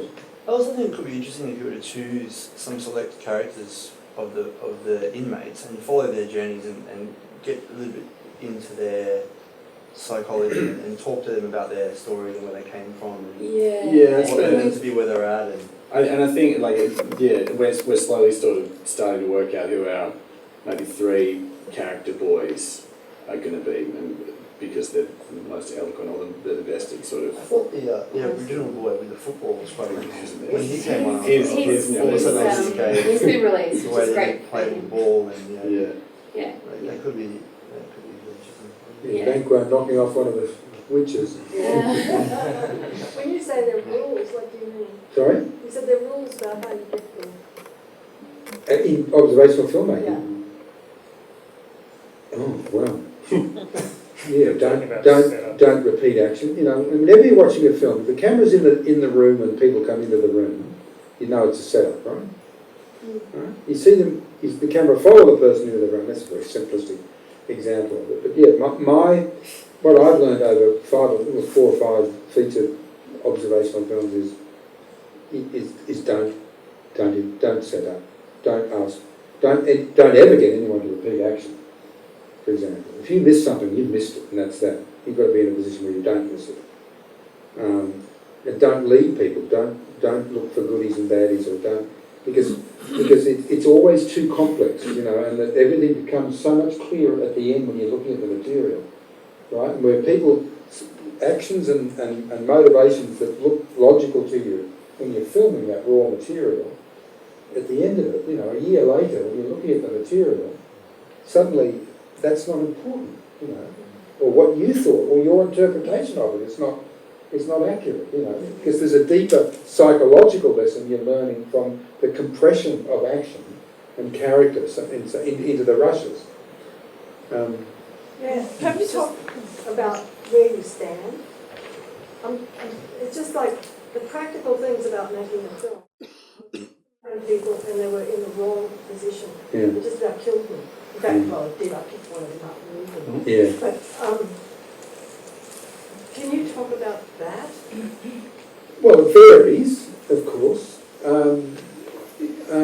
But what I developed just basically as wide open as you can for depth of field and close as you can, basically, without intruding.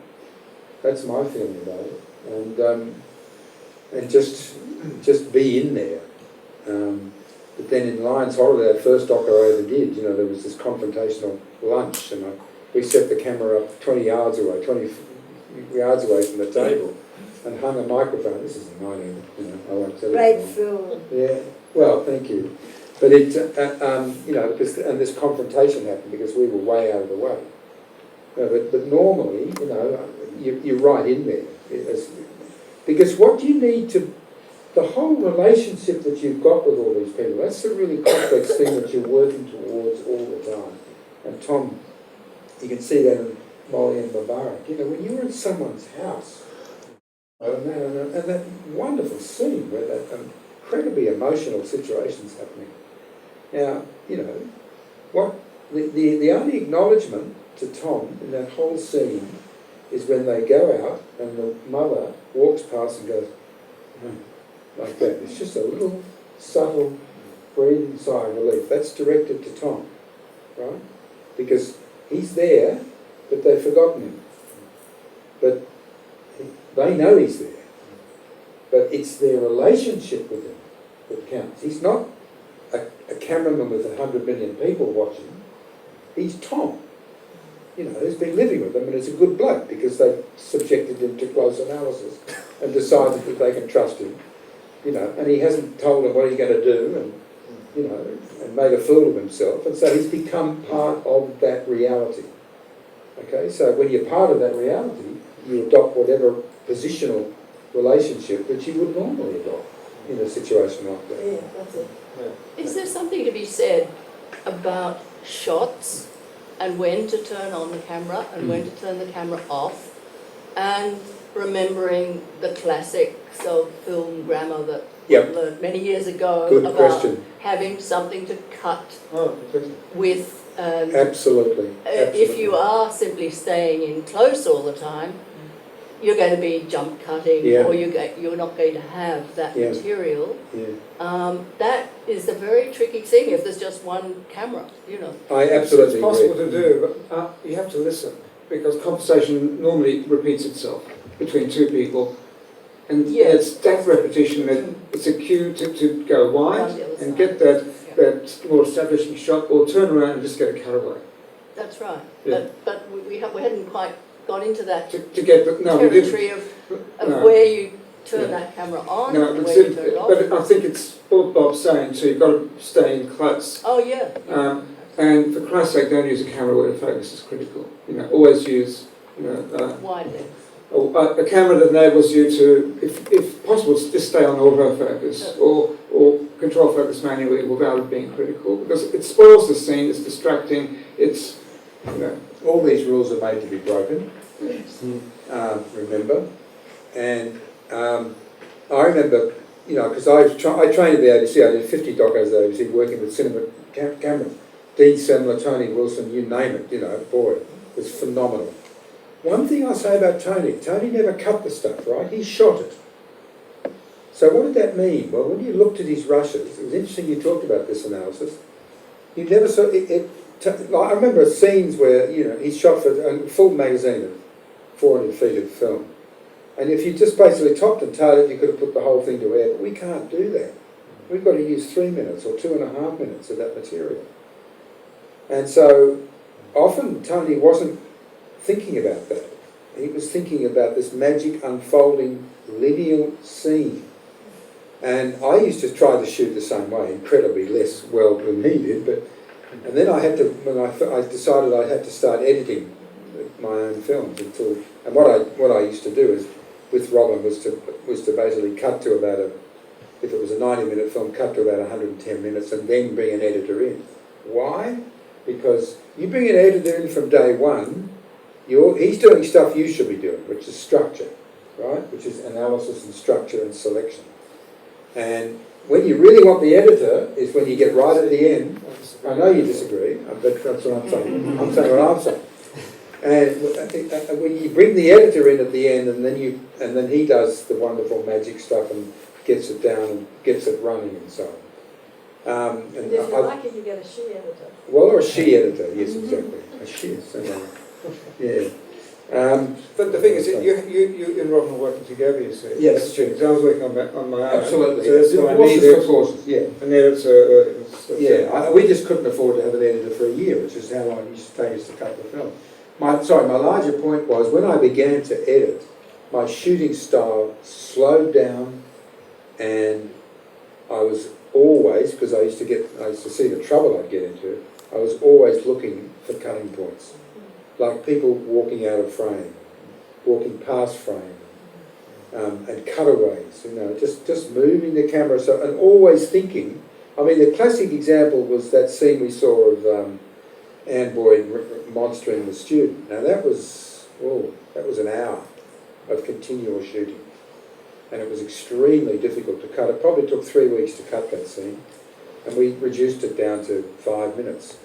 And it was incredibly difficult to do because I had very little to play with in terms of camera angles and so on. And so, yes, all the time, absolutely, you're looking and you're shooting for cutting points, because what counts is the statue that comes out of the block of marble, not the block of marble in the final analysis.